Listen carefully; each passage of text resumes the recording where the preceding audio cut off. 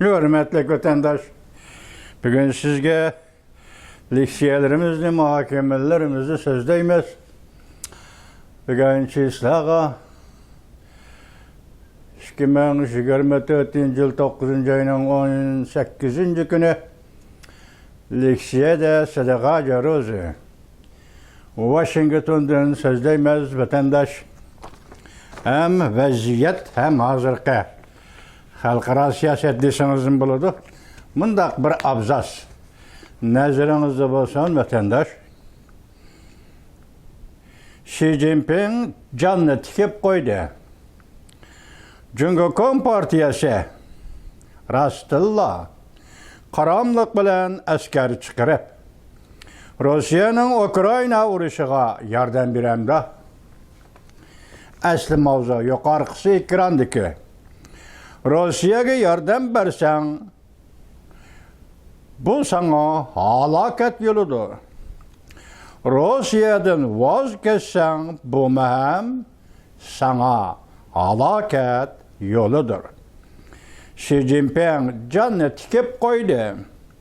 Rastilla qaramliq bilan Rossiyaga yordam berib askar chiqaramdi. İqtisad, siyaset oldingi sepi 1 saat ilgari 9. ayının 18. günü yutib leksiyada Tayvan profesör, siyaset tarix fanlari doktori Meng Jijin. Endi yana bir mavzu, bugünkü yeni mavzu deymiz, bunu yeni vaziyetki, yani Birleşken Devletler Teşkilatı yığın eçivatkan şundaq bir vaziyet doğru kelganligi üçün bugünkü vaziyet deymiz vatandaş. Sabiq Devlet İşler Katı Mike Pompeo qayta ta'kidlab mundaq ko'rsatdi. Cumhuriyet Tayvan egilik huquqliq davlat. Diqqat vatandaş. Sabiq Devlet İşler Katı Mike Pompeo qayta ta'kidlab mundaq ko'rsatdi. Cumhuriyet Tayvan egilik huquqliq davlat mavzuli xabar 9. ayının 18. günü Cumhuriyet Nazarat betida e'lon qilindi. Xabar mundaq boshlandı. Birleşken Devletler Teşkilatı'nın umumiy yig'ini Amerika New York shahrida echiladigan bir payti sabiq Devlet İşler katibi Mike Pompeo 9. ayının 17. günü bir bilim hazinesida muhokama yig'inida Tayvanni qat'iy qo'llaydigan maydonini sharhladi. Tayvan egilik huquqliq davlat dedi. O Cumhuriyet Partiyasının Tayvanga besim ishlatishi ahmoqona harakat ve yolsuzluk dedi. Amerika bazı xabar qilib mundaq ko'rsatdi. Birleşken Devletler Teşkilatı'nın umumiy yig'ini umumiy muhokamaga 7 kun qoldi. Washington bilim hazinesi Hadison tadqiqot o'rni Tayvanning xalqaro sanadagi rolini muhokama qildi. Sabiq Devlet İşler Katı Mike Pompeo muhokama yig'inida echilish nutqi so'zladi. Tayvanning xalqaro makonini yoki o'rin martabasini qo'lga keltirishini qo'llaydiganligini ifodaladi. Tayvanning xalqaro makonga ega bo'lishini, o'rin va martabaga ega bo'lishini qo'lga keltirishini qo'llaydiganligini ifodaladi. Sabiq Devlet İşler Katibi Sabiq Devlet İşler Katibi Mike Pompeo. Kechiringlar vatandaş. Mike Pompeo mundaq fikir bayon qildi. Men Devlet İşler Katibi bo'lib turgan chaqda Tayvanga qaratgan siyosatimiz Tayvan azaldan Cumhuriyetning bir qismi emas deyishni oldingi shart qilib qanoat yaydirildi. Bunun ichida bir turlik halqiliq masala. Kuchimizning baricha Tayvanni Amerika Cumhuriyet munosabatining yadrosidan ayirib etish edi. Tushundingizmi vatandoshlar? Cumhuriyet bilan Amerika o'rtasida Tayvan masalasi degan masala mavjud emasmi? Shunda demak başlışlarga vatandosh. Hozir Mike Pompeo deydi, biz deydi, Yadroluk mesele şu idi ki, yaki üzü hakimiyet beşe turgan çağda, biz şu vakitte Cungo Amerika münasebetinin yadroluk dairesinden Tayvan meselesi degen meseleni çıkarıp iteşti. Mike Pompeo eslep durup mındak görsetti. Her qatam Cungo emeldarları bilen uçraşkanda, her qatam ula Tayvan meselesini birinci orunga koyup geldi. Men şuna Maun Devlet İşler Katibi Kit Krach efendini Tayvan'a evetip bunun cevap verdim. Krach efendi Tayvan'ı ziyaret kılgan Amerika'nın en yukarı derecelik emeldarı bulup sanalgan idi şu çağda.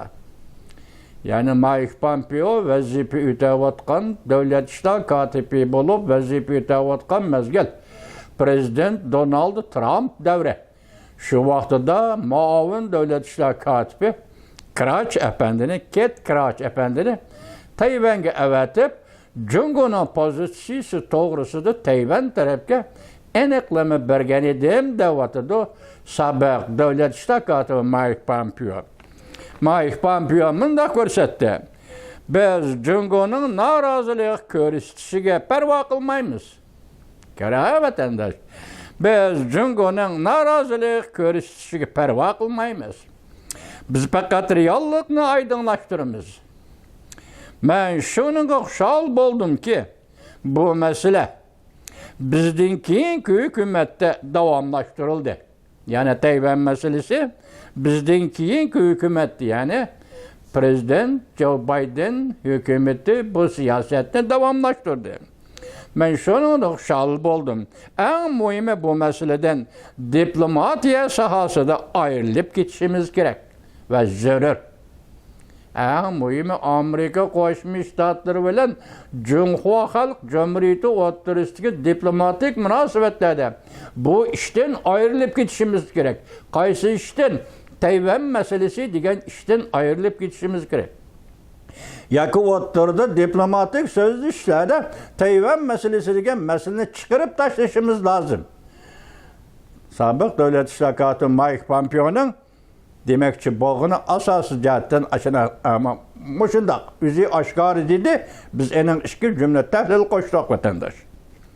Şimdi de en mühimi bu meselede yani Tayvan meselesinden diplomatiya sahasında ayrılıp gitmemiz gerek ve zarur. Çünkü Tayvan hiç kaçan Cungo'nun bir kısmı bulup bakkan emez. Hüküm karakterlik siyaset, hılas çıkarılan siyaset. Tayvan ezelden Cungo'nun bir kısmı bulup bakkan ve hazır mı bir kısmı bulup bakkan emez. Tayvan Cungo'nun bir kısmı emez. Tayvan Cungo'nun zemin emez.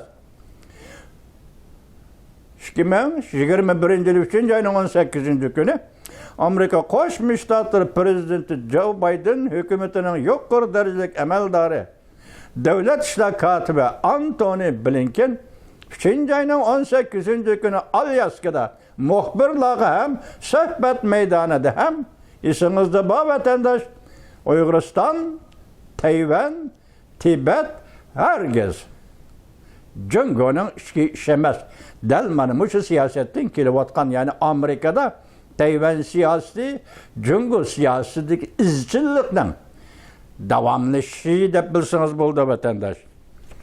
Reallik şu ki Devlet İşler Katibi Mike Pompeo sözünü devamlaştırıp mındak görsetti. Tayvan, igilik, hukukluk, müstakil devlet. Tayvan, erkin devlet. Tekrarlaymayız vatandaş. Reallik şu ki, dep sözünü devamlaştırdı. Sabık Devlet İşler Katibi Mike Pompeo. Tayvan, igilik, hukukluk, müstakil devlet. Tayvan, erkin devlet. Amerika'nın nüfuzluk emeldarları Tayvan'ı ziyaret kıldı. Bunda süzük ve enik bulgay yol halkara cemiyetinin Tayvan'ın igilik hukukunu yoki Tayvan'ın igilik hukukluk devlet işgalligidan ibaret paketini qabul qilishiga haydakchilik qiladi. Tamam vatandaşlar da Cungo davran qilayotgan Amerika Jungo o'tirishki eng nozik, eng yadroliq masala, eng jonijon manfaatimiz Tayvan degan masala. Endi oxirgi hisobda bugun tugadi deyli. Aralada bir qancha qatam takrorlangan bo'lsa-mu, bugun endi sobiq davlat ishlar kotib Mike Pompeo'ning hodisan tadqiqot o'rnida so'zlagan nutqi bo'yicha bu tugadi. Adabiyotdagi yangi so'zga shuning diqqat qiling. Diplomatiya sohasida biz buni Amerika Jungo munosabatining yadrosidan chiqarib o'tishimiz kerak. Ham zarur. deb ko'rsatdi sobiq davlat ishlar kotibi sobiq davlat ishlar kotibi Mike Pompeo. Kechiringlar. Odamning og'zi ko'nib qolgandek ashuna bo'lib qoldi ekan, kechiringlar vatandoshlar. Sobiq davlat ishlar kotibi Mike Pompeo Hong Kong to'g'risida to'xtalganda bunday ko'rsatdi. Shangang, ya'ni Hong Kong xalqiga ko'p ish qilib berishga muvaffaq bo'lolmadi. Bu ish men davlat ishlar kotibi bo'lib turgan yillarda afsuslanadigan ishlarning biri bo'lib qoldi. Biz Hong Kong, Shangang xalqiga ko'p ish qilib beramidik. Bu ish men davlat vazifasini davlat ishlar kotibi bo'lib vazifa o'tab turgan yillarda afsuslanadigan ishlarning biri bo'lib qoldi. Shunlashqa bugun endi Mike Pompeo Tayvan va Tayvan xalqiga ko'p ish qilib berishga duo qildi. Mike Pompeo mundaq sharhladi va mundaq ta'kidladi. Amerikaning Tayvan mudofaasiga bergan va'dasi uzun muddatlik, cho'nqur va qat'iydir. O mundaq ko'rsatdi, 11-oyda saylamda Oqsaroyga kimning kirishidan qat'iy nazar. Men shuningga qat'iy ishonamanki, Amerikaning Tayvanni qat'iy qo'llaydiganligi hargiz o'zgarmaydi. Amerikaning bu rayondagi do'stlari, ittifoqdoshlari va sheriklari Amerikaning bu muhim xizmatiga qatnashadi. Mike Pompeo mundaq ko'rsatdi. Jungo Kompartiyasi dal hozir Tayvanning iqtisodiga buzg'unchilik qiladigan ahmoqona harakatni qo'llanayotdi. Bu qoidasizlikdir. Bu qilmish Tayvan xalqining arzolariga xilof. Endilikda xabar yozuvchining fikri vatandosh. Sobiq davlat ishlar kotibi Mike Pompeo'ning fikr bayoni xalqaro jamiyatning yaqindan beriki xalqaro ishlarga qatnashishiga, Tayvanning xalqaro ishlar qatnashishiga munosabatlik mavzularga diqqat qilayotganligini ko'rsattiribdi. O'tgan hafta Birlashgan Davlatlar Tashkiloti umumiy yig'ini Nyu-York shahrida chaqirildi. Balki yaqinqi yillardan beri Amerika Qo'shma Shtatlari va Amerika Qo'shma Shtatlarining ittifoqdoshlari xalqaro jamiyatning Tayvanning ahamiyatli Birlashgan Davlatlar Tashkiloti va bu tashkilotning har qanday tashkilotlarga, qarmog'idagi tashkilotlarga qatnashishni murojaat qilib keldi. Lekin Beijing doiralari Birlashgan Davlatlar Tashkiloti 2758-nomerli qaror Tayvanni o'z ichiga olgan holda Jungoning vakillik masalasini hal qildi. Shuning uchun Tayvanning xalqaro tashkilotlarga qatnashish salohiyati yo'q deb keldi va bir mulab tushuntirib keldi. Shuning bilan Tayvanning xalqaro tashkilotlar qatnashish to'sqinlik qilib keldi.